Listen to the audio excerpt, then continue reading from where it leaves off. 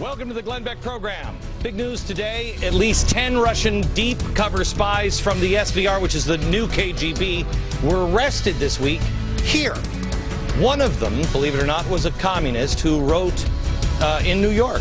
Wrote pieces right out of the progressive playbook, which really doesn't narrow the list of suspects in your mind, does it at all?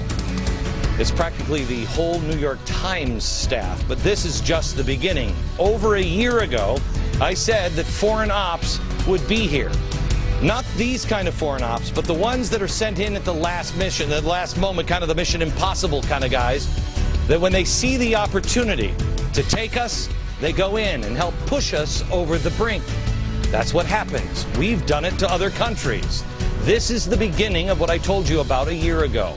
But we are learning new things every day. In 30 minutes on this broadcast, I'm going to show you some new Barack Obama information that will explain a ton of stuff, but it will boggle your mind on how the press just doesn't do their job.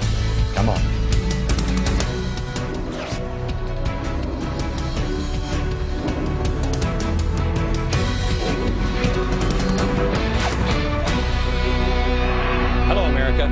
Well, the G20 had another meeting, and it was great because it only cost the Canadian taxpayers $1 billion for security. Yeah, $1 billion for security. And what were they talking about at the G20? Fiscal responsibility. Anyway, President Obama was there, and he said something that kind of tripped my Marxism alarms. Here he is. A strong and durable recovery also requires countries not having an undue advantage. I think we all have the same interest, and that is the United States can compete with anybody as long as we've got an even playing field. Somehow or another, I don't think that's going to work out to our advantage here. Thank you, Mr. President. A level playing field. I like that. No undue advantages. Sure. Sounds cute and fair and huggable and everything, but let's really think this through before we break out the chance for equality.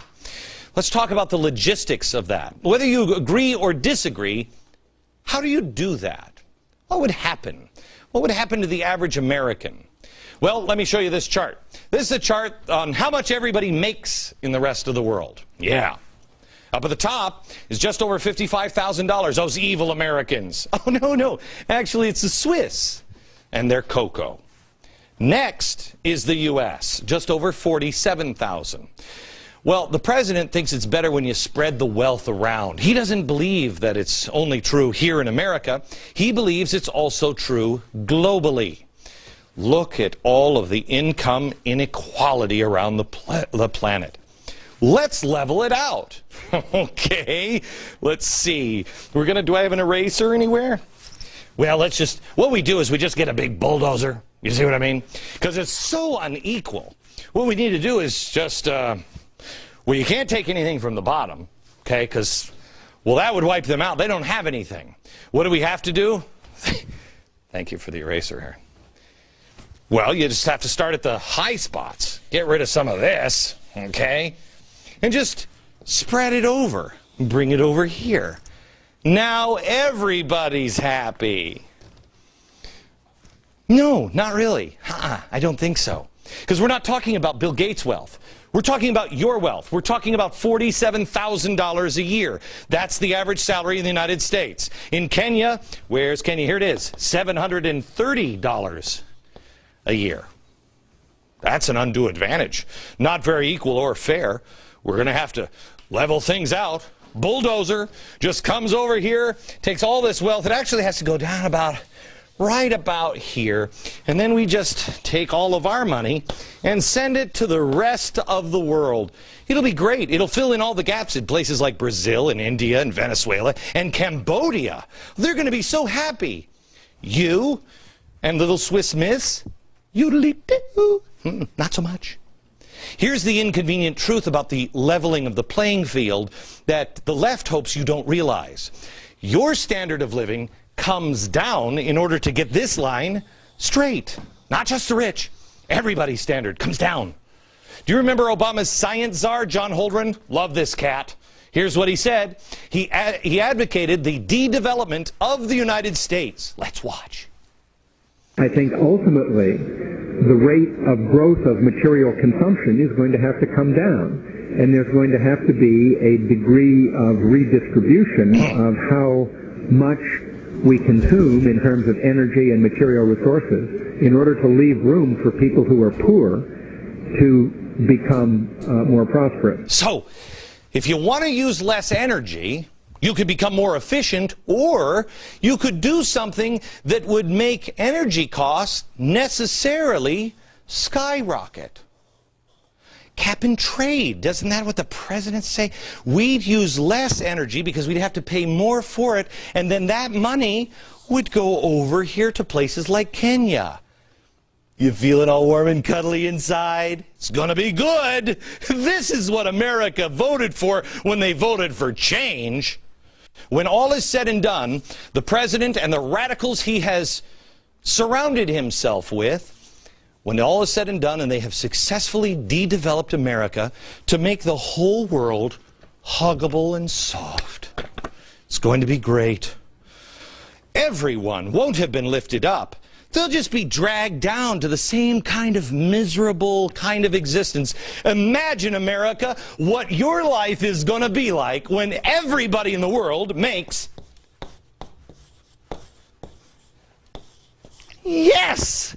Now how much would you pay? You too can go from $47,000 a year all the way down to $14,000. Happy? This is the MO of this administration. It's been this from the get-go. Spreading things out, making everything equal. That's what he told Joe the plumber. He doesn't want to hurt you. He just thinks it's better when he spreads the wealth. He said the Constitution isn't redistributive enough. Health care, what did I tell you? It was about redistribution of wealth. I was called crazy. But then after we passed it, what did the New York Times say? They described the bill as attacking wealth inequality. I thought it was about health. I must have been wrong. Except I was right, and they were lying. It's the same thing with cap and trade. How many bogus emails do we need from scientists to realize global warming, it's a hoax? Cap and trade has nothing to do with saving the planet. It's about making the uber rich, like George Soros, even more rich by being the guy with a shovel and spreading it around. He takes a cut, you see. Let me ask you this. What was the only thing that came out of Copenhagen? Rich countries. Rich countries giving the poor countries money. That's how we solve it. You want to fix the globe? It's easy. The earth has a temperature. Let's take the money from the evil rich and give the money to the sad poor. I can feel the temperature going down even as we speak. This is Marxism, pure and simple. Do you remember Al Gore's... My gosh, I'm turning into that teacher that we all hated going to school. I've got chalk all over me. You remember Al Gore's hockey stick chart? Okay. This is the one that changed the world, helped move national consensus to actually believe global warming was a hoax. Right here, Earth has a temperature, and I'm doing things with my sun. Right here, it goes up. Remember that? Okay, America, I've never played down to you. I don't think you're stupid.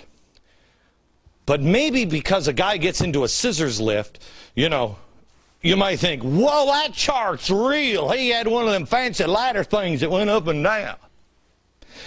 If that's the case, I have a hockey stick chart to show you now. And you can guarantee that mine is real because it's so important. I have one of those fancy scissor lift things. It's got to be real. I want to thank Charles Koch for this information. This is great. This is a big chart. So it has to be real. Started in 5,000 before Christ. Uh-oh, did I say that out loud? This is the world per capita GDP. I think this is like ancient Babylon. I don't even know what this one is, but it's just a little bump right here. But then it's relatively flat until, oh my gosh, the 1800s. And then look, it's like the hockey stick. But wait, there's more. Yes, hang on. You're going to love this. It doesn't just stop there.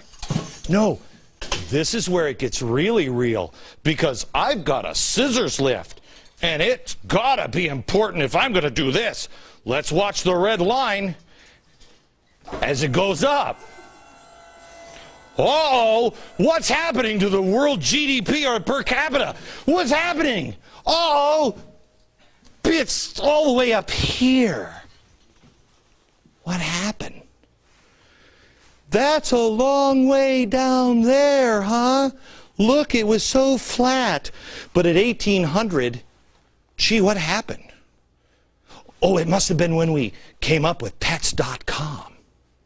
No. What was the other one that was going to revolutionize? Segway. The Segway. No.